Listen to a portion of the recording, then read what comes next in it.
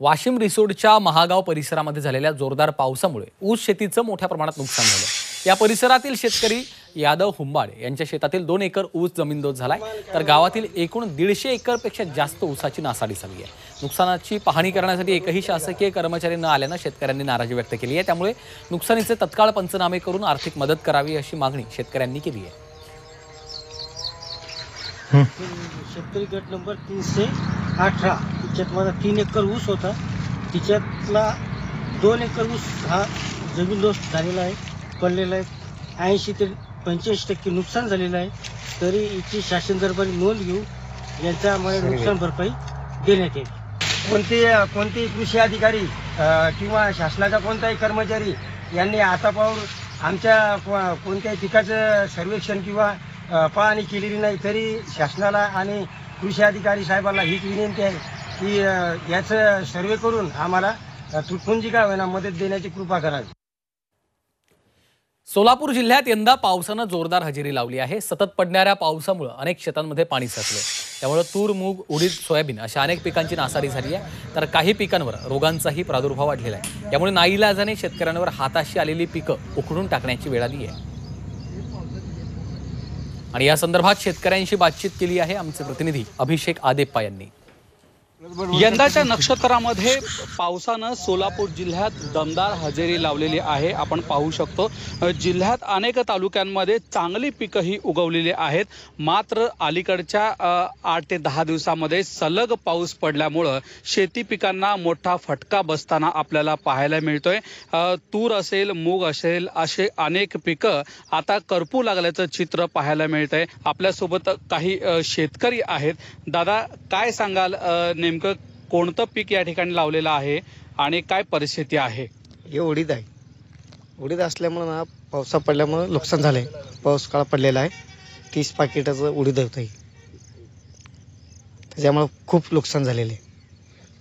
किती एकराचा हा परिसर आहे? किती रुपयांचा खर्च लावण्यासाठी झालेला आहे आणि ह्या पुढे आता तुम्हाला काय करावं लागणार आहे? या लावण्यासाठी आम्हाला कमीत कमी 10,000 रुपये खर्च आला। आता एका दुसऱ्या पिकाशी काय पर्याय नाही। आपण पाहतोय एकंदरीत आता हे जे पीक आहे, आता हे पुन्हा एकदा उपटून टाकणं आणि पुन्हा एकदा लागवड करणं हा एकमेव पर्याय बळीराजावर उरलेला आपल्याला दिसून येतोय। त्यामुळं यापुढे आणखीही पाऊस झाला तर उरलेली सुरलेली पिकं देखील धोक्यात येण्याची शक्यता नाकारता येत नाही। अभिषेक आदेप्पा, झी मीडिया, सोलापूर। वाशिमच्या रिसोड तालुक्यामधील घोटा शेत शिवारात वन्य प्राण्यांनी सोयाबीन आणि हळद पिकाचं मोठं नुकसान केलंय। त्यामुळे शेतकऱ्यांच्या हातातोंडाशी आलेला घास हिरावून गेलाय।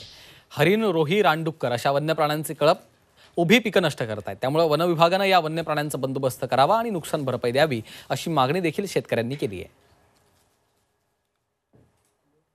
वन प्राण्याने म्हणजे रोही, डुकर यांनी इथला प्रभाव घातला की आम्हाला हंता हंता धन यायला आली। आता काय सांगू, शासनाने याची नोंद घ्यावी। राज्यातील सर्वात मोठी बटाटा बियाण्यांची बाजारपेठ म्हणून मंचर बाजारपेठ ओळखली जाते आणि या बाजारपेठेतून राज्याच्या सर्वच भागात पंजाब राज्यातील प्रक्रिया केलेलं लाखो टन बटाटा बियाणं पाठवलं जातं। या बाजारपेठेमध्ये सध्या रब्बी हंगामातील बटाटा बियाणं खरेदीसाठी शेतकऱ्यांची मोठी गर्दी पाहायला मिळते। तब्बल 2 लाख क्विंटल बटाटा बियाणं हे या ठिकाणी विक्री केलं जात आहे आणि या संदर्भात बटाटा बियाणे व्यापाऱ्यांशी बातचीत केली आहे आमचे प्रतिनिधी हेमंत चापुडे यांनी। बाजार समितीत सध्या पंजाब राज्यातनं बटाटा बियाणं दाखल झालेलं आहे। रब्बी हंगामातील बटाटा लागवडीसाठी हे बियाणं खरेदीसाठी शेतकऱ्यांची या ठिकाणी गर्दी पाहायला मिळते। आपल्यासोबत बोलण्यासाठी या ठिकाणचे व्यापारी आहेत, आपण त्यांच्याशी बोलणार आहोत। नमस्कार। नमस्कार। सध्या बटाटा लागवडीच्या बियाणासाठी शेतकऱ्यांची गर्दी पाहायला मिळत आहे। कुठल्या जातीचे बटाटा बियाणं आहे आणि काय प्रक्रिया केली जाते या बियाणावरती? बटाटा हा पुकराज म्हणून व्हरायटी जी आहे, शिकाराने रेकमेंड केलेली ती व्हरायटी या ठिकाणी पुरवठा होते आणि संपूर्ण पंजाब राज्यातून कॉर्पोरेट कंपन्या या ठिकाणी आहेत।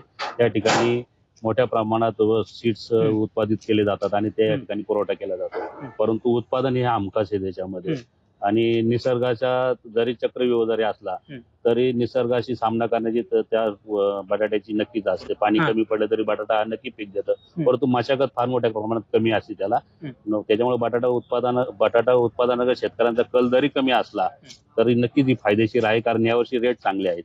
किती लाख टन बटाटे बियाणे या ठिकाणी दाखल झालं असं कुठल्या कुठल्या राज्यातनं बटाटे बियाणं आले? ते पूर्ण पंजाब राज्यातूनच फक्त बटाटे या ठिकाणी पुरवठा केला जातो. कमीत कमी जवळजवळ 2 लाख बॅगा त्या ठिकाणी संपूर्ण महाराष्ट्रामध्ये पुरवठा केला जातो आणि जवळजवळ 25 ते 30,000 एकरमध्ये पूर्ण महाराष्ट्रामध्ये याची लागवड होत असते. यावर्षी मराठवाड्या प्रभागामध्ये मोठ्या प्रमाणात लागवड त्याची होईल असं आम्हाला अपेक्षा आहे, कारण पाऊस त्या ठिकाणी जास्त झालेला आहे. सध्या या बटाट्याचे बाजारभाव हे पुढच्या काळात टिकून राहतील, त्यामुळे शेतकरी खतर बटाटा लागवडीकडे आपल्याला वळताना पाहायला मिळत आहे. Hemant Chapude, Zee media, Manchar, Pune. Soybean अनुदानासाठी ई पीक पाहणीची अट रद्द करण्यात आलेली आहे. त्यामुळे धाराशिव जिल्ह्यातील 50,000 शेतकऱ्यांना अनुदानाचा लाभ घेता येणार आहे. आमदार राणा जगजितसिंह पाटलांनी ही माहिती दिलेली आहे.